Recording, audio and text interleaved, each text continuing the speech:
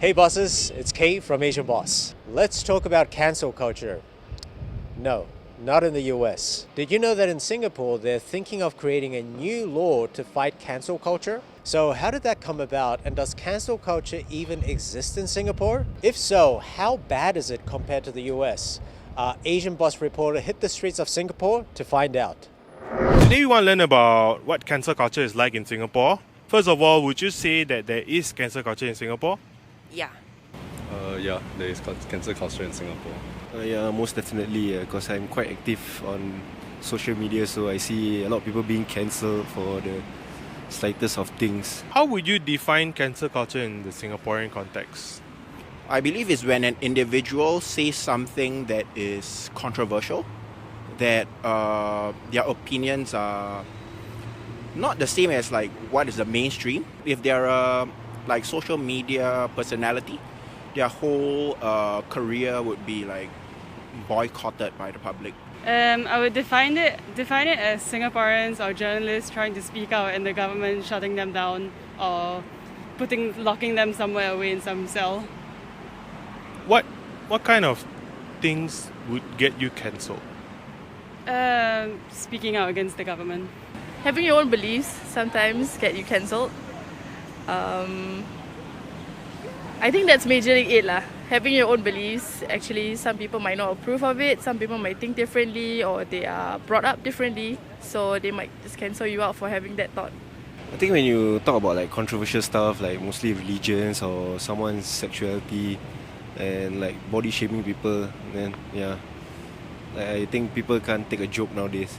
How bad do you think cancel culture is like in Singapore compared to like say in the US? Where in the US, you cannot say certain jokes, you cannot make certain comments, and then later the internet people will attack you.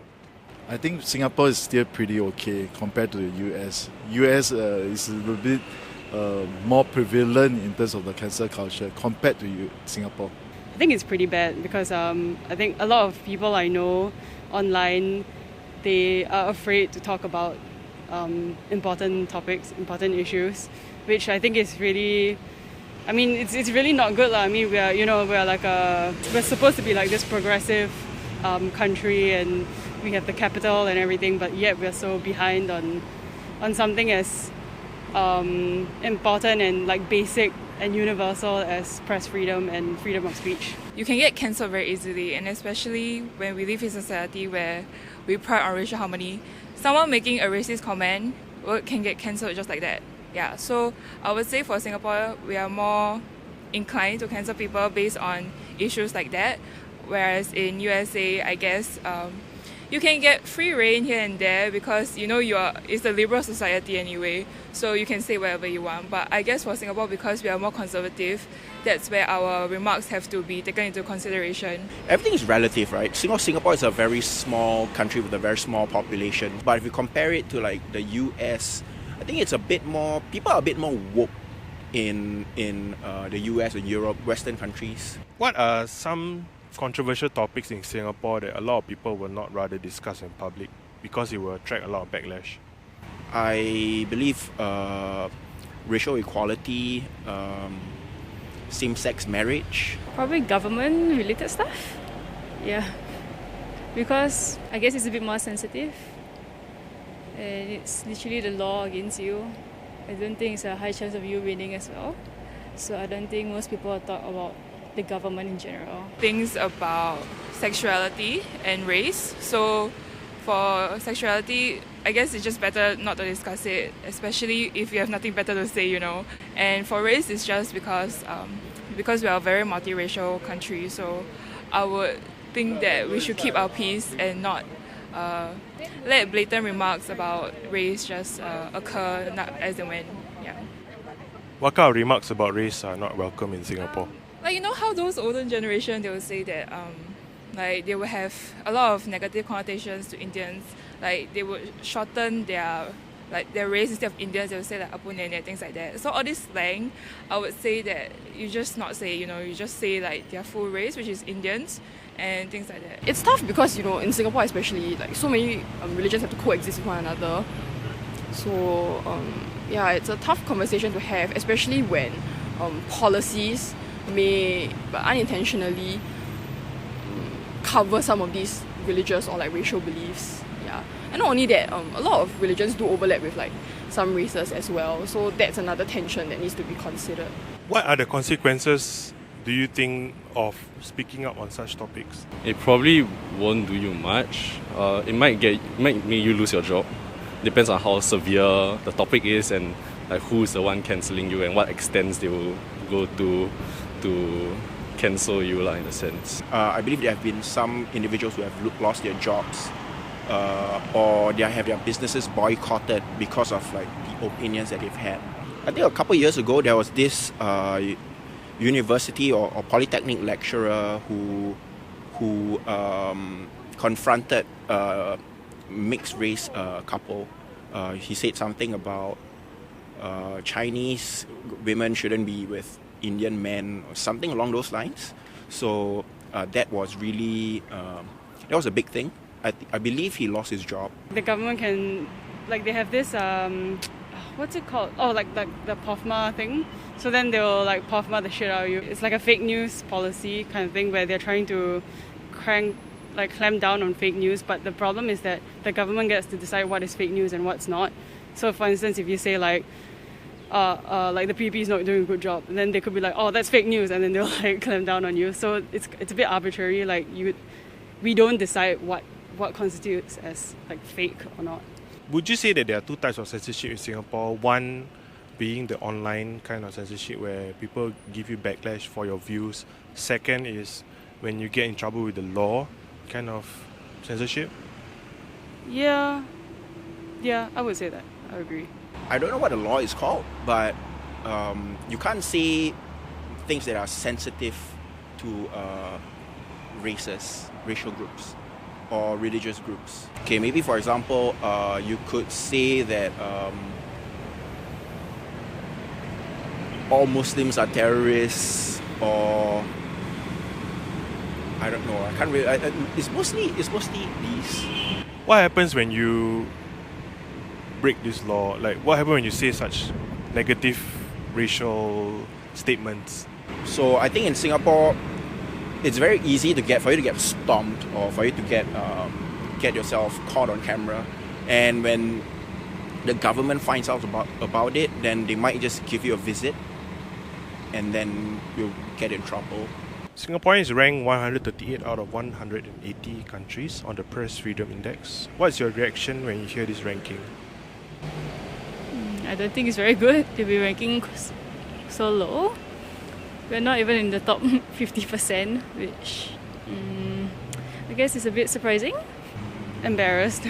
I think we're supposed to be this progressive country, and we're all highly educated, or like at least, you know, the education system here is supposed to be good and all-encompassing. But yeah, it's embarrassing that we're so far below on that list. Yeah lah, of course. Like, a lot of people here are scared to like talk about what they believe in because they don't want to get in trouble with the government. What? I don't know. I feel like Singapore can be very conservative. So like if anyone even like talks about something out of the norm or just like something that's not widely accepted, I guess, then like they will get a lot of backlash for it. Do you think this rating is reasonably accurate? Low rating, yes, but maybe not so low. Because, I mean, there's a lot of other countries that's worse off lah. Sounds pretty accurate. I am not that surprised because, again, our news is very controlled by the government, Straits Times, and even the local news. We like to follow what the government gives us, like the context and the content. Even if there's anything bad about the government, like the press would just not report it, things like that. Yeah. So we want to censor things that would probably hurt our reputation as a country. So I guess that's why most news outlets are controlled by the government. Why do you think we get such a low ranking even though Singapore is an advanced economic powerhouse? I mean, I think the government is pretty conservative, so we can be economically advanced but liberally not, I guess. And also I think maybe it doesn't help that that we don't have like an example to follow in Asia, because it's like, I guess all the so-called progressive societies are in the West, or maybe even like Australia, but then so we don't really have an example to follow, but I think we should be that example. I mean, you can't easily go out and riot against these kind of things like compared to US when there was I wouldn't say riot lah, it's more like protests, like the Black Lives movement, yeah, all these kind of things. But in Singapore, you need to get a permit at Hong Lim, then you can start something there. You probably just get arrested for it. Hong Lim Park is a place where once you get a permit, you can gather legally of more than 10 people, then you won't be arrested for gathering and protesting, I guess. We understand that the government is also thinking about introducing a law to fight cancel culture in light of the ongoing debate about LGBT plus rights. Okay? Can you tell our global viewers who don't understand what's going on in Singapore a bit of the context? Censorship is going to be repealed, so gay sex is going to be legalized, but gay marriage is still not allowed in Singapore. So yeah, that's what's happening for LGBT in Singapore. What they're saying is that sure, gay sex is legal now, but then marriage will only ever be between a man and a woman, and that's it, and there's nothing else. And then they also clamp down on all these they were saying that in media they still are not going to show any LGBT representation, or even in education they're still going to teach that the proper nuclear family is a man and a woman. The debates are very heated. There are a lot of very strong opinions on both sides, and both sides are pushing for very different and contrary things to happen and to be solidified in policy. So I would think that the government is probably trying to implement such a law in order to manage the backlash that either end might receive. Who do you think this anti-cancel culture law is targeted at? I think, in my opinion, it protects the government and certain religious groups. So do you think that this law is a good thing or not? Seems bad. I mean, the government is setting up a law against cancel culture, but they are the ones doing all the cancelling. So seems a bit ironic to me. I believe it's a good thing because it's a very new thing. I'm sure 20 years ago, cancel culture wasn't really a problem. It wasn't something that anyone could even predict, but its effects are actually quite detrimental to society, especially to people. It is, how do I say this? It's against free speech. Of course, in Singapore, I wouldn't say we have total free speech, but some people get cancelled for the smallest things. Honestly, I don't know how it's going to work. I really don't know how it's going to work. I don't know how they are going to ensure that the law gets enforced. It's hard to control a huge group of people, especially online. If you're an internet sensation, who's to stop people from coming into your comment section and just cancelling you like that? So it's very hard to control, especially because the internet is so wide and it's very easy to use, and it's just basically accessible for anyone to target you and to cancel you. It can also broke the freedom of speech in some sense, but it's also good to set some certain boundaries. So it depends how you actually implement it. That's important. I think it's important to state the fact of what you're actually doing the argument is about. So if there's too much freedom of speech, in fact, when you engage people who has no knowledge and no understanding of it, it can be not a fully engagement, it's a conversation in some sense. So engagement with boundaries, engagement with facts, and that's important. At the end of the day, how important is your freedom of speech to you? Very important. Yeah, I'm a very vocal person. So if I don't like something, I would definitely voice it out. If you don't like it, it's fine. Do you think that your freedom of speech is reasonably protected in Singapore? To a certain extent, no. Yeah, there are some things that you just can't say out loud. You just have to keep it to yourself behind closed doors. Freedom of speech I would say it's important to me. It's a basic human right. I know in USA they tend to use the term freedom of speech to sort of accountability for the action. So that's like the excuse. You know, we have freedom of speech, we can say whatever we want. But I'm just thankful that in Singapore we're not like that. We can say what we want, but it doesn't get out of control. Freedom of speech is important, but I don't think Singapore is so like behind or archaic. Like, you can definitely say things, but I just think that no matter where you are, like what level of freedom of speech like your government like gives you, I think things need to be said in a constructive manner. I think things need to be nuanced properly.